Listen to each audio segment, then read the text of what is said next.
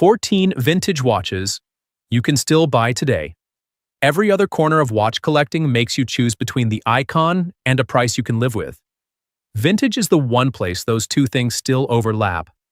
This is not a list of cheap compromises. It is a climb through 14 real icons you can still buy today, most attainable first, right up to the Grail. And near the top sits a genuine moonwatch you would swear is out of reach. It is not, and I will prove it when we get there. Number 14. The Seiko 5 in vintage 6119 and 7009 form. If vintage watches had a front door, this is it. And I walked through it exactly the way you were about to. My first mechanical watch was a beaten Seiko 5 off a market table, and I paid roughly what a decent dinner costs, tax included. It still runs. It has never once been serviced, and it does not seem to care. Seiko launched the 5 back in the early 60s, and the name came from 5 promises the watch made to your wrist. Automatic winding so you never touch a battery. A day and a date sitting together at 3 o'clock. A splash of water resistance. A crown recessed and tucked down at the 4 position where it stays out of your way. And a case and bracelet built as one durable unit that could take a beating on a factory floor. The 6119 and the 7009 calibers, inside these things powered millions of wrists through the 60s and 70s, and a frightening number of them are still alive, sitting in sock drawers and estate sales, waiting to be rescued for pocket change. Nobody ever babied a Seiko 5. They went to work, they went to war, they got handed down from a father to a son who did not appreciate it yet. That is the entire appeal. You are holding a real in-house automatic movement, with real history and real honest wear, for less than the cost of a night out. And it teaches you the one lesson every collector eventually has to learn, which is that old, cheap, and good are all allowed to live inside the same watch at the same time. So buy one, wear it every day, and stop being so precious about it. But if a Japanese engine is not the flavor you want, the next rung trades it for something you would have found on an American workbench in the very same era, hand wound, and even simpler. Number 13. The Timex Marlin from the mechanical era. I have a soft spot for this one because it is the watch I picture on my grandfather's wrist, not on a collector's velvet tray under museum lights. Timex flat out owned mid-century America. They sold in drugstores next to the aspirin. They ran those famous television spots where the watch survived a dishwasher and a diving board and kept on ticking. And they built the Marlin as a slim, hand-wound dress watch for men who wound a watch every single morning without ever thinking of it as a hobby. Now for the part that watch snobs quietly hate. Timex did not put jeweled Swiss movements in these. They used a tough little pin lever mechanism, the kind purists sneer at from across the room, and it simply refused to die no matter how you treated it. You get a clean dial, applied numerals, and a domed acrylic crystal. You can literally polish the scratches out of with a dab of toothpaste and a thumb. There is no rotor humming, no date wheel to jam. Just a mainspring you tension by hand, and a watch that starts breathing again the moment you do. Owning a vintage Marlin is the cheapest way I know to feel what mechanical time actually feels like, without a movement snob whispering in your ear about jewel counts. It is honest American everyman history. Hand-wound charm at a price that makes vintage feel reachable to literally anyone with a spare afternoon and 40 minutes of patience. More than that, it proves you do not need a fancy country stamped on the dial to have real soul on your wrist. The next watch keeps that same easy price but drags us straight into the loudest, boldest decade design has ever had. And this time it comes from Japan swinging. Number 12. The Citizen Bullhead Chronograph. Look at one of these for 5 seconds and try to tell me the 70s were not having more fun than we are. The Citizen Bullhead earns its name from the 2 chronograph pushers and the crown all planted up top, sticking out from the top of the case like horns on a bull, and once you notice it, you can never unsee it. This thing came roaring out of the early 70s, exactly when Japan was busy terrifying the Swiss watch industry into a corner. And Citizen crammed a proper automatic chronograph movement into a big, angular, boldly colored case that looks like it belongs strapped to a driver in a grainy racing film. Orange dials, panda dials, that fat cushion shape you can spot across a room. It ran a real self-winding chronograph with a day and date, back when an automatic chronograph was still bleeding-edge technology that most of the famous Swiss houses simply could not build yet.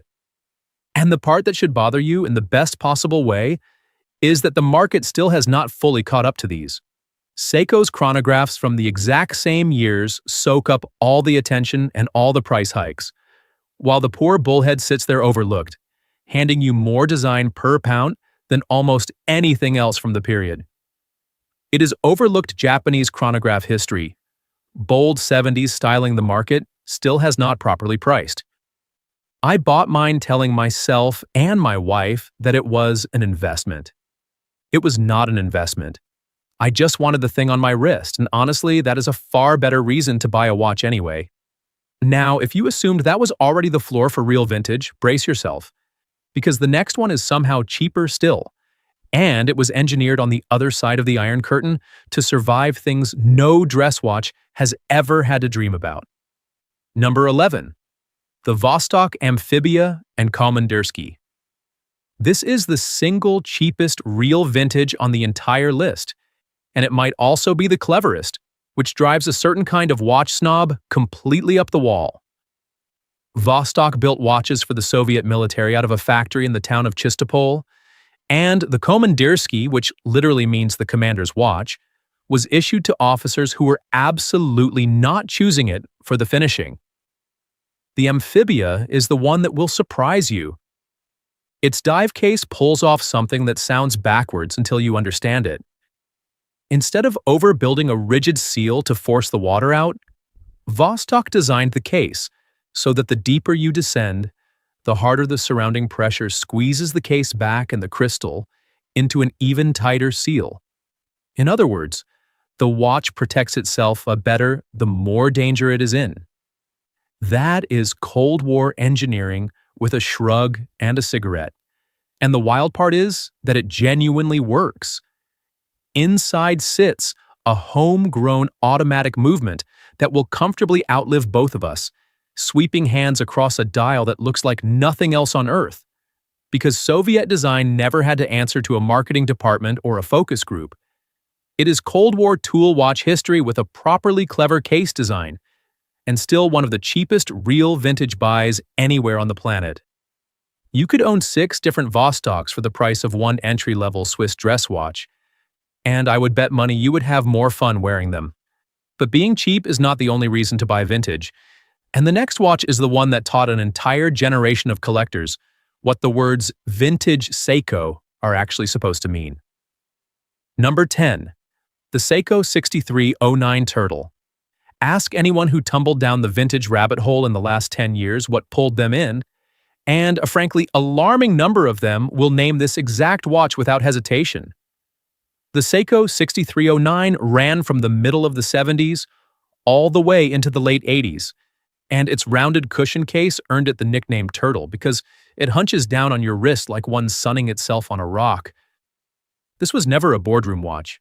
It was a real automatic dive watch, rated down to 150 meters, the kind of tool actual working divers strapped on precisely because it worked and because it cost a tiny fraction of the Swiss competition. You have seen this silhouette even if you never knew its name, because Seiko divers cut from this exact cloth rode along on some very famous wrists in some very famous films about very bad days deep in the jungle. The 6309 movement inside is a stubborn workhorse with a day and date, no hacking seconds, no fuss, just a watch that shudders to life when you shake it and then refuses to stop. I own one. It is scratched absolutely to hell. The bezel insert is faded to a soft gray ghost, and I will be buried before I sell it.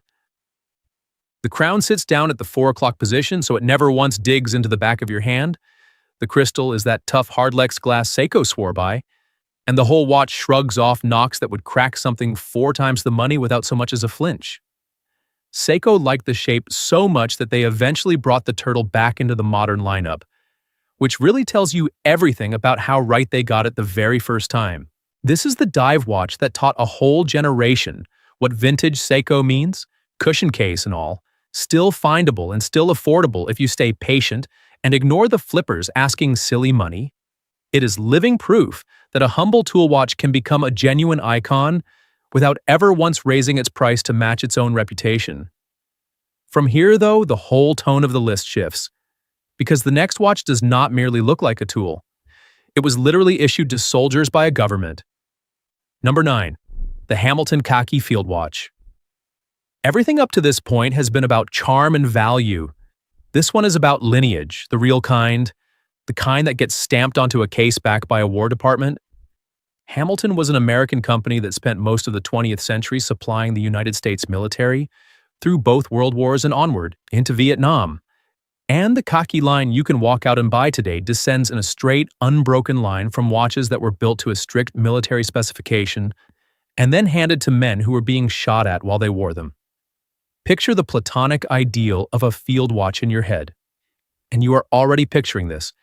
A dead matte black dial that kills every reflection, oversized numbers you can read in a heartbeat, a smaller 24-hour track printed on the inside for reading military time, a hand wound movement so there is no rotor to fail on you in the field, and lumen that has aged over the decades into a warm, buttery cream. No date to clutter the layout. No polished shine anywhere to give your position away to the wrong pair of eyes. Every single element on that dial is there because a soldier truly needed it, and absolutely nothing is there because a marketing team wanted it to sparkle. That is precisely what makes it the most honest tool watch on this entire list. It is real field watch DNA with a documented military lineage, and it wears that purpose right out in the open, with zero pretense. Many of the issued examples ran on a single pass of nylon strap, threaded through fixed bars, so there was nothing to unclip and lose out in the mud. And the tritium that once glowed on the numbers has long since gone dark and settled into a lovely aged tan that no factory on earth can convincingly fake. Whenever somebody asks me for the one watch that will never look wrong, never date itself, and never embarrass them, this is almost always the answer that comes out of my mouth. And it costs a fraction of the fashion watches that will do all three. If I could somehow only keep one single watch from this entire list to really live my life in, this quiet little soldier would be extremely hard to argue against. From the battlefield, we now step into the ballroom, because the next one is one of the most underrated dress automatics Switzerland has ever produced. Number 8, the Tissot Visodate and the PR516. Tissot is one of those names the average buyer walks straight past on a shelf, and that casual dismissal is exactly why the vintage stuff sits there like buried treasure. This is one of the oldest watch houses in all of Switzerland, and back in its mid-century prime, it was turning out beautifully finished automatics that punched hilariously above their price station. The Visodate is the dress side of the family, an automatic carrying a date and a clean crosshair dial with applied markers that catch the light just so. The sort of quiet elegance that reads like real money without ever charging you real money. The PR516 is the sporty cousin, its name a nod to being particularly robust, styled after 1960s motor racing, wearing that instantly recognizable perforated racing bracelet, and a clasp that snaps shut with the satisfying click of a seatbelt. Both of them hand you real Swiss finishing, real automatic movements built or based on serious calibers, and a heritage that stretches back well over a century and a half, all for a sum that would frankly embarrass most of the watches sitting on either side of it in a display case.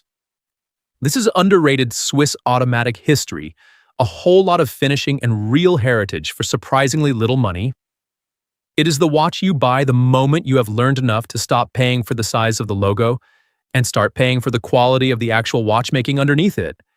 And speaking of paying far less for the watchmaking, the next one wears one of the single most respected names in this entire game. And you can still buy the vintage version of it for a laughable fraction of what that name normally demands at the counter. Number 7. The Omega Genève and Ville. This is where a lot of clever collectors make their smartest move. And strangely, almost nobody talks about it out loud. When most people hear the word Omega, their brain jumps straight to the Speedmaster or the Seamaster, and to the serious prices both of those now command. But Omega also spent the 60s and 70s making the Genève and the Ville, dressy, wearable, everyday automatics that ran the very same family of in-house movements that built the entire brand's towering reputation in the first place. You get gorgeous sunburst dials, crisp applied Omega logos, that unmistakable finishing on the case and hands, and on many of them, a chronometer grade movement inside, all wrapped up in a clean profile you can wear to a wedding or a Tuesday. Because these particular models never landed a catchy nickname, never rode a rocket, and never got a cameo in a spy film, they also never picked up the enormous fame tax that comes bolted onto their famous siblings. So you walk away with real Omega manufacturing and real Omega heritage on your wrist for a thin slice of what the celebrity models ask. It is the smartest value in the whole of vintage Swiss, in-house Omega calibers, and a properly dressy face for a fraction of the Speedmaster tax. This is honestly the one I recommend to friends over coffee and then go quietly buy a second example of for myself the moment they log off. And you are going to want to stay exactly where you are because the next watch on this list is one of the very first automatic chronographs the world ever built. And then it turned around and did something no affordable watch has any business doing. It left the planet. Number 6. The Seiko 6139, the Pogue. In 1969, 3 separate camps around the world were locked in a frantic race to build the first ever automatic chronograph. And one of those camps was Seiko, armed with the 6139. This is a serious slice of horological history that most people have absolutely no idea they can actually afford.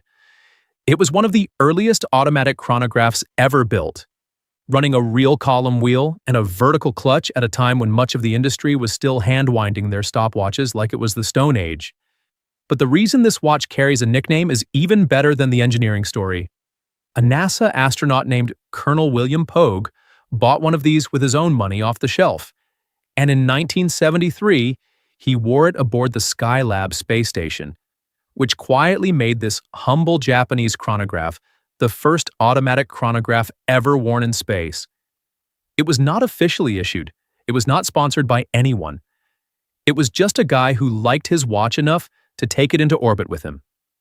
Seiko was going head-to-head with the Swiss group behind the Chronomatic and with Zenith and its screaming El Primero.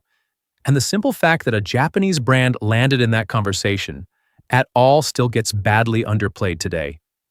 The movement even leaned on a clever magic lever winding system that helped it spin up quickly from the motion of your wrist. The most hunted version wears a bright, unmistakable yellow dial with a little red and blue inner ring. And that is the one every collector on Earth is secretly searching for right now, usually while loudly pretending that they are not. So sit with this. You are looking at one of the first automatic chronographs in existence, wrapped around a real, documented spaceflight story. A watch that genuinely went to space, and its iconic history is still sitting right there, within your reach if you actually look for it. Go ahead and try to find another piece of real space history you can strap on for this kind of money. You cannot, and that is precisely the point. If this climb is earning its keep, do the one small thing that truly helps this channel, keep making these, and tap that subscribe button. It costs you nothing, and it means the whole world on this end. Now stay with me, because from here the list turns seriously grown up. The next watch borrowed its entire body, the case, the crown, and the bracelet, straight from Rolex, and almost nobody around you realizes it. Number 5. The Tudor Prince and Oysterdate. There is a secret that vintage collectors adore and that Rolex would probably prefer you forget. Tudor was founded by Hans Wilsdorf, the exact same man who created Rolex. And he built it for a very specific reason, so that people who could not quite stretch to a Rolex could still own that legendary build quality. And in the vintage era, Tudor did not merely borrow the brand feeling or the family resemblance. It borrowed the actual physical hardware. Vintage Tudors were assembled inside real Rolex Oyster cases, screwed down with real Rolex Oyster crowns, and hung on real Rolex bracelets. The exact same waterproof body that made the crown famous the world over. The one and only difference sat hidden on the inside, where a reliable, outsourced automatic movement did the work in place of a fully in-house one. And that single swap is the entire reason these things cost what they cost. The Prince designation on the dial told you it was self-winding. The Oysterdate name gave you that oyster toughness plus a date window. So you are walking around with Rolex architecture, Rolex cases, and undeniable Rolex presence on your wrist. At a vintage price, the crown itself will flatly never offer you again, because modern Tudor simply does not build them on Rolex bones anymore. On the dial, you will spot either the older rose logo or the later shield. And because the movement hiding inside is a dependable workhorse rather than something rare and exotic, a good watchmaker can service one for sensible money instead of the eye-watering figures a full in-house Rolex service can climb to. That is the real cheat code of vintage Tudor. Rolex on the outside, sane running costs on the inside. Wearing one feels a little like knowing a password that nobody else in the room realizes you are holding. From the clever sibling of a giant, we now move to a giant that history has strangely, almost criminally forgotten, and it made every one of its own movements back when that still meant something real. Number 4. The Longines, Conquest, and Flagship.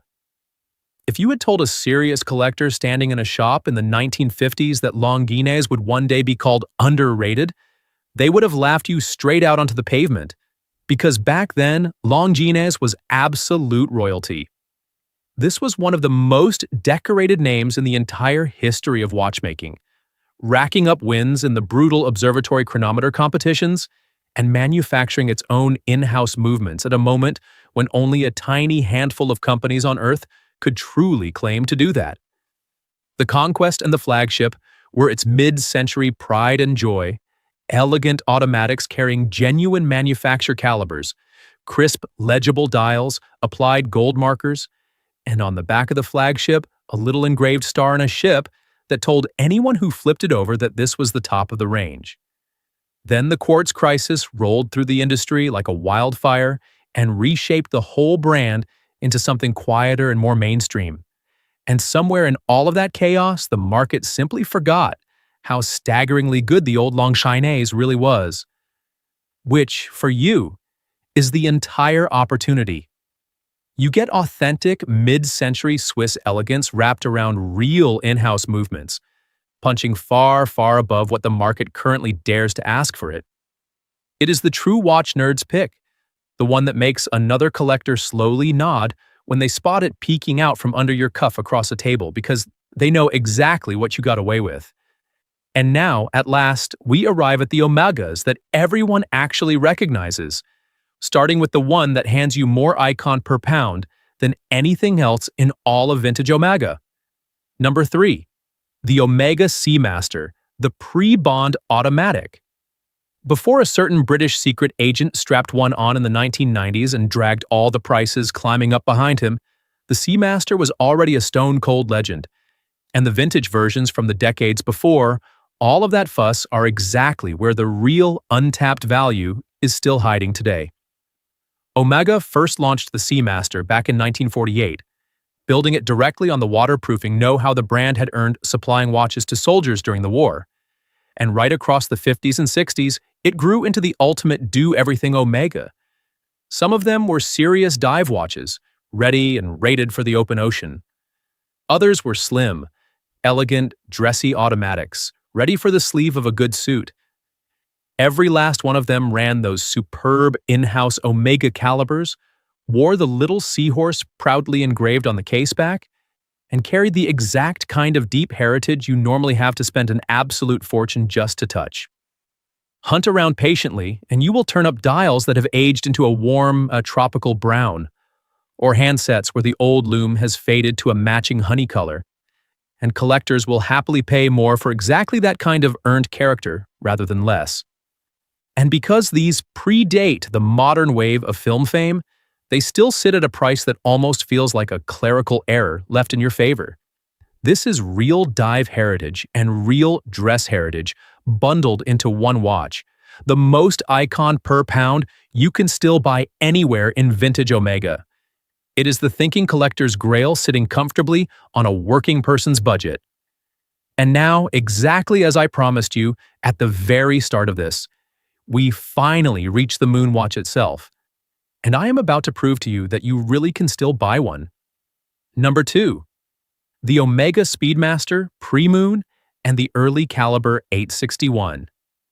This is the watch I told you about back in the opening, the one you assumed was pure fantasy.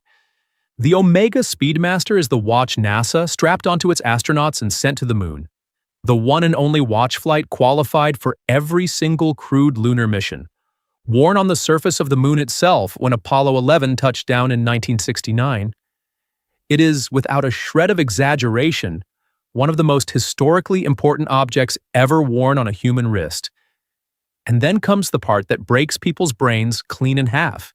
You can still, right now, buy a truly vintage one. The pre-moon references and the early examples running the Caliber 861s that took over production in 1968 are all still out there circulating for the patient. Disciplined hunter who refuses to overpay. The earlier caliber before it, the 321, is the one the ultra collectors now chase clean into the stratosphere.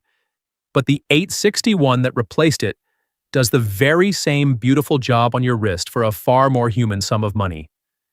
It is a hand-wound chronograph sitting under a domed plastic crystal. The same soft Hesse light that the astronauts actually trusted because it crazes and cracks, rather than shattering into floating shards in a capsule. Built exactly like the ones that truly went up into orbit, wearing that tachymeter bezel and that deep black dial that has not needed a single redesign in over half a century, simply because Omega got the whole thing right on the very first attempt. I have personally talked myself both into and out of buying one on 3 separate agonizing occasions, and every serious collector I know has done the exact same painful dance, because your brain flatly refuses to accept that a real moonwatch is sitting right there, buyable, if you would only commit and pull the trigger. It is the moonwatch in genuinely vintage form, a true grail that remarkably you can still buy today if you are willing to hunt for it. There is only one single rung left standing above this one, and it may well surprise you to learn that the crown itself turns out to be the most attainable door of them all. Number 1. The vintage Rolex Datejust and Oyster Perpetual. After a real moonwatch, I know you were bracing for something even wilder to sit at the very top. But the most aspirational buy that is still truly within reach is not the loudest or the flashiest Rolex on the shelf. It is the quiet one, the one you have walked past 1,000 times in your life, without ever once really seeing it. The Datejust has been around since just after the war, and together with its no-date twin, the Oyster Perpetual, it is the single purest expression of what Rolex actually is at its core. You get the waterproof oyster case that started the entire legend rolling. You get the self-winding perpetual rotor that Rolex itself pioneered and gave to the world. And you get that little Cyclops magnifier bubbling proudly over the date window. Vintage references from the 60s and 70s, examples like the 1601 and the 1500, are the single most attainable way to get into real vintage Rolex.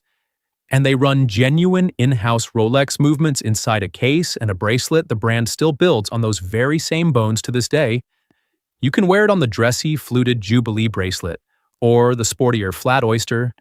Chase down one of those lovely pie pan dials where the outer edge slopes gently away toward the rim, or hold out for an example where the tritium markers have aged into a soft cream that glows warm against the steel.